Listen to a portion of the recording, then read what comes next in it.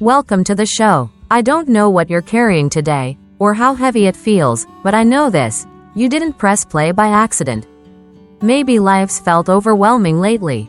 Maybe the pressure is stacking faster than your ability to breathe through it. Maybe you've been stuck in your own head, in your own pain, in your own loop, and you're just looking for something, anything, that feels like clarity again. If that's you, I want you to stay. I want you to lean in. Because what we're talking about today isn't just self-help advice. It's a mirror, and if you're ready to look honestly, if you're willing to lead yourself through what's uncomfortable, it might just be the turning point you didn't know you needed. Let's face it, emotions are heavy.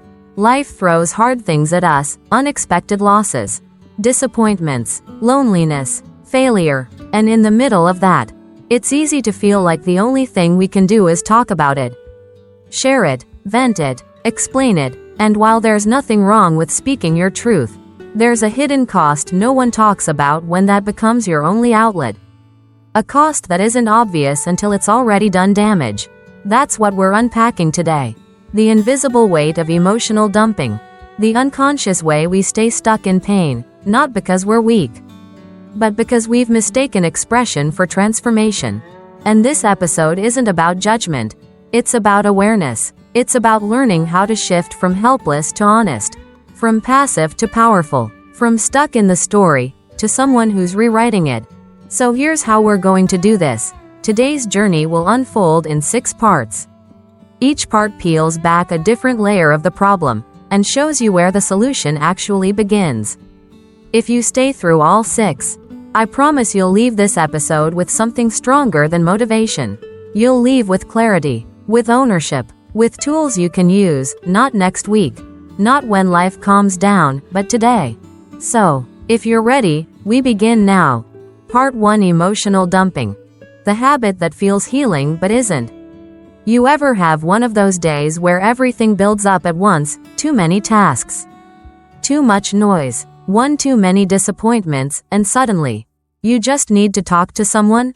You grab your phone, call a friend, and before they even say hello, you're mid-sentence, pouring out every frustration, every unfair moment, every emotion that's been brewing beneath the surface. And for a moment, it feels good, like opening a pressure valve, like you finally get to exhale. But what if I told you that kind of relief comes at a cost you're not even aware of? Here's the thing: venting feels productive, but in reality, it often becomes a cycle of emotional rehearsal, not resolution, because instead of calming the nervous system, it can re-trigger it. You relive the stress, you relive the powerlessness, and your brain, always listening, always adapting, starts to accept that emotional state as normal. And what we normalize, we repeat, not because we want to suffer, but because the mind craves familiarity over freedom. When you emotionally dump, again and again, to different people, in different ways, you're not just processing pain. You're programming your identity. You're reinforcing a version of you that's always overwhelmed, always misunderstood, always stuck. You train your mind to expect more chaos, more reactivity, more dysfunction, and slowly, without realizing it, you stop looking for solutions, because the story of suffering feels safer than the possibility of change. We'll explore what to do instead in a moment, but first, we have to understand what's really happening beneath the surface. Because emotional dumping doesn't come from nowhere. It comes from a need, often unspoken, to feel seen, to feel safe, to feel like someone gets it. And that's human. But when that need turns into a habit, and that habit becomes your only coping mechanism, you don't grow, you loop. So now the question becomes, how do you break the loop? How do you stop rehearsing the breakdown and start building the breakthrough? We're going there, right after this. Part 2: Processing or performing. One moves you forward, the other keeps you stuck. Let's talk about something most people never pause to examine, because we've been told for so long that it's all the same. But it's not. There's a massive difference between processing your emotions and performing them. And if you don't learn to distinguish the two, you might spend years thinking you're healing, when really, you're rehearsing the pain on loop. Processing is quiet, it's personal, It happens when you feel something rise inside, grief, fear, anger, sadness, and instead of running from it, you stop, you sit with it, you let it breathe, you listen to it without judgment. You ask yourself questions. Why is this feeling here? What is it trying to tell me? What am I making this mean about who I am? And in that pause, insight begins to form. Space opens up between the feeling and the reaction. And in that space, you grow. But performing? That's something else. That's what happens when the emotion hits, and instead of listening inward, you look outward, you call someone, you post about it, you narrate the struggle before you've even started to understand it. You share your pain not to move through it, but to be seen in it. And listen, I get it, we all want to feel seen. But the danger is, when your primary way of dealing with emotion is to broadcast it. You slowly build an identity around the struggle instead of evolving through it. Performance gets attention, and attention feels like connection. For a little while, people respond, they validate, they tell you you're strong, or brave, or that what you're going through is so much. And for a few minutes, you feel lighter. But here's the trap, that lightness isn't coming from clarity. It's coming from emotional outsourcing. And the more you rely on other people's reactions to soothe your internal chaos, the less resilient you become when they're not available. Because let's be honest, people won't always respond. They'll get busy, they'll be distracted, they'll misunderstand you, and if your self-worth is tied to their empathy, you'll start to feel abandoned, even when they haven't left. Because they were never supposed to be the solution. They were never meant to carry the emotions you refuse to face alone. When you process, you mature. When you perform, you depend. And dependence, especially emotional dependence, is a fragile foundation to build your peace on. Because it only works when people behave the way you want them to. The moment they don't, you collapse, you spiral, you feel unseen again, not because you're weak, but because you've trained your nervous system to rely on reaction instead of reflection. But here's the shift, and it's subtle, but powerful. What if you stopped asking, "Who will hear me?" and started asking, "What am I meant to hear within myself?" What if you didn't rush to post about the pain, and instead sat with it for 10 minutes longer than usual? What if your first instinct was to pause, breathe, and write, before you called someone to rescue you from the feeling? Processing doesn't make you soft. It makes you sovereign. It teaches you that emotions are not emergencies. That you can sit in discomfort and survive it. That you can feel deeply, and still lead wisely. And when you learn to hold space for yourself, before performing for others, you stop needing the applause. Because growth isn't loud, it's steady, it's sacred, it's silent, and when you learn to process more than you perform, you don't just become emotionally stronger, you become untouchable. Not because you're numb, but because you're grounded, and in today's noisy world, that kind of stillness is rare. And rare things? They're powerful. Part 3. Do people really care? What you need to know about expectations. Let's talk about something uncomfortable, but necessary. It's one of those truths that can sting a little when you first hear it, but once it lands, it sets you free. You ready? Here it is. No one will ever care about your life as much as you do. And they're not supposed to. That doesn't mean people don't love you. It doesn't mean your friends are fake or that your partner is cold. It means everyone you know is living inside their own mind, with their own pressures, their own distractions, their own version of chaos, and the emotional weight they carry on a daily basis. You can't always see it, but it's real. And when you're deep in your own storm, it's easy to forget that. So what happens? You open up, you reach out, you tell someone how hard it's been, how you've been anxious, exhausted, breaking under the pressure, and you expect, maybe without saying it, that they'll meet you fully. That they'll stop what they're doing and lean in with empathy, attention, care. Sometimes they do, but sometimes they don't. Or they can't, or they're simply not as available as you hoped. And when that happens, it hurts. It feels like rejection, like they don't really see you, like maybe they never did. But here's the truth. They're not rejecting you. They're reacting to their own bandwidth, their own fatigue, their own emotional limits. And when you expect people to be your emotional anchor, especially when they're barely holding themselves together, you'll always feel disappointed. You see, we confuse support with rescue. But no one is coming to save you. They can't, because they're human. And the more you expect others to validate every emotion, to hold space every time you spiral, to be there on demand, the more you set yourself up for pain. Not because you're too much, but because you've handed someone a role that was never theirs to play. People can love you deeply and still fail to meet your emotional needs in the exact way you want. That doesn't mean they're wrong. And it doesn't mean you're broken. It means the model is flawed. We've built a culture where emotional dependence is disguised as closeness, where every feeling is meant to be shared, posted, processed in real time with other people. But what if that's not the path to strength? What if real emotional power starts when you stop outsourcing your peace to people who are already trying to find their own? This doesn't mean you never open up. It means you open wisely. With awareness, with clarity. You don't dump pain, you share it with purpose. You don't reach out just to be heard, you reach out to move forward. That's the difference between collapsing into someone and consciously connecting with them. And when you make that shift, your relationships change. They get lighter, healthier. You stop resenting people for not responding the way you hoped. You stop needing them to fix what only you can face. And most importantly, you stop tying your emotional state to their reaction. Because here's what emotional maturity looks like. It's when you can feel deeply without needing everyone else to feel it too. It's when you can say, "This is hard," without demanding someone rush in and carry it for you. It's when you build the kind of inner strength that says, "I can walk through this with or without applause."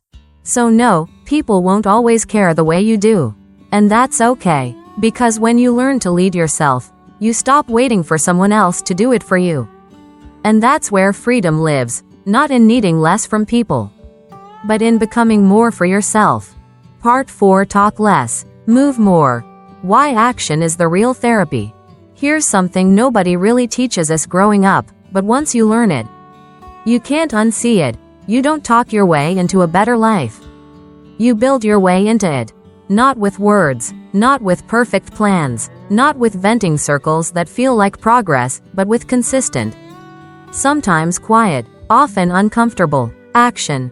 And here's the trap that so many fall into. You mistake emotional release for actual transformation.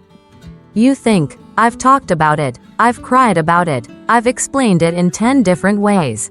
That must mean I'm moving forward." But you're not. You're circling. You're dancing around the pain, around the fear, around the decision, without stepping through it. And the longer you stay there, the easier it gets to confuse expression with healing. Talking has its place. It can spark clarity. It can create relief. But it doesn't carry weight unless it leads somewhere. Otherwise, it becomes a loop, a treadmill. You feel busy, but you're not getting anywhere. You're processing without producing. And over time, that loop becomes your lifestyle. So let's get honest. How much of your energy has been going into talking about the change you want, versus taking even the smallest step toward it? How often do you spend more time explaining why you're stuck than exploring how to move forward? It's not judgment, it's awareness. And awareness is what sets you free. Because the truth is, clarity comes after action, not before it. You don't wait until you're confident. You build confidence by doing. You don't wait until you feel ready. You start, scared. You don't wait until it's perfect. You take messy, courageous steps. And in those steps, you learn, you grow, you find the rhythm of your own momentum. And slowly, the things that used to paralyze you become normal. The things that once overwhelmed you become manageable. Not because they change, but because you did. And if you're wondering what that first step looks like, it doesn't have to be grand. You don't have to redesign your whole life today. Maybe it's making the call you've been avoiding. Maybe it's turning your phone off for 20 minutes and sitting with the discomfort instead of escaping it. Maybe it's showing up to that meeting, getting on that treadmill, writing the email, saying the thing you've needed to say. It doesn't matter what the action is. It matters that it's real, that it's yours, that it costs you just enough to feel like movement. Because when you take action, even imperfect action, you send a message to your brain. We're not stuck. We're not helpless. We're building. And your brain responds. Your chemistry shifts. Your nervous system stops bracing for danger and starts opening to possibility. Because nothing changes the story like doing something the old version of you would have avoided. So next time you feel the urge to vent, to over-explain, to analyze for the 100th time, pause. Ask yourself, is this leading to change? Or is it just keeping me busy? And if it's the latter, talk less. Move more. Healing is not about saying the right words. It's about making different choices. Growth isn't measured by how often you cry, it's measured by how bravely you act. So if you want to feel free again, take one step. Don't wait for motivation. Don't wait to be fully healed. Move in the direction of your future, one small, honest, deliberate step at a time. Part 5: The language that shapes identity. You speak it before you become it. Let's talk about your voice. Not the one you use in meetings or on calls. Not the one you use when you're trying to impress someone, but the voice inside. The one that narrates your life. The one that no one hears but you. Because whether you realize it or not, that voice is shaping who you become. Not your environment, not your job, not your relationship status, but the language you use every single day, especially when you're alone. The stories we tell ourselves have power. The words we use about our lives, our limits, our future, they create the emotional scaffolding we build everything on. And if that scaffolding is weak, cracked, soaked in self-doubt, it doesn't matter how ambitious you are. You'll collapse under your own mindset. Because your brain isn't filtering for truth. It's filtering for repetition. Whatever you say the most, it believes. So ask yourself, honestly, what are you saying over and over again? I'm just tired all the time. I'm never good with money. I always attract the wrong people. Things like that don't work out for me. Those sound like offhand comments, right? Just throwaway lines. But they're not. They're code. They're instructions you're giving to your nervous system. And every time you say them, you reinforce a version of yourself that you might not even want to be anymore. Because here's the thing. Your brain listens to your voice more than anyone else's. And when your voice is filled with limitation, with fear, with labels that no longer serve you, your body and your choices follow that pattern. You don't apply. You don't show up fully. You shrink, not because you're incapable, but because you've already spoken a ceiling into existence. And once you speak it, you start seeing it everywhere. Not because it's real, but because you've trained your perception to look for it. But the good news is, that pattern works both ways. If you can speak yourself into stagnation, you can speak yourself into progress. If you can reinforce an identity that holds you back, you can start building one that moves you forward. You can choose to use language that reflects where you're going, not just where you've been. That's not about faking it. It's about aligning it, saying things like, I'm learning to handle hard things, or, I'm still figuring this out, but I'm making progress, or even, that used to be my story, but I'm writing a new one now. These aren't lies, they're declarations, and they train your mind to stretch beyond its old limitations. You start to show up differently. You start to lead conversations differently. You make choices from the place you want to live, not the one you're trying to leave behind. And people notice, not because you're louder, but because your language carries authority. Not the kind that demands attention, but the kind that radiates self-respect. So here's the challenge. For the next 24 hours, watch your words. Watch how you speak about your day, your body, your relationships, your work, your energy, your future. Catch the phrases you've said 1,000 times without thinking. Pause. Replace them with something more aligned, even if it feels awkward at first. Because rewiring your internal narrative isn't comfortable, but it is necessary. Your words are building your identity in real time. And if you don't consciously choose who you're becoming, your old patterns will do it for you. So speak with intention. Speak with clarity. Speak like someone who knows they're in the middle of becoming something better. Because the more often you say it, the more your life starts to rise and meet the story you've chosen to believe. Part 6: The Ending. Own your power quietly. If you've made it this far, let me tell you something most people won't. I'm proud of you. Not because you listened to a podcast, not because you checked a box, but because you stayed. You stayed with the discomfort, with the reflection, with the truth that maybe, just maybe, you've been living more from habit than from wholeness. That's not easy to admit. It takes strength to look at your patterns and say, this isn't working anymore. It takes wisdom to know when to stop blaming others and start building differently. And it takes real courage to change, quietly. See, we live in a culture of noise. Everyone's talking, everyone's posting, everyone's telling you who they are, how they feel, what they've been through. But here's what I've learned: the most powerful transformations, they don't make a sound. They don't need a stage. They happen in kitchens at 6 a.m. when you choose not to scroll. They happen in bedrooms late at night when you finally close the laptop and breathe. They happen in moments of silence where the old version of you starts to fall away, and the new one takes root. That version of you, it doesn't need attention to feel alive.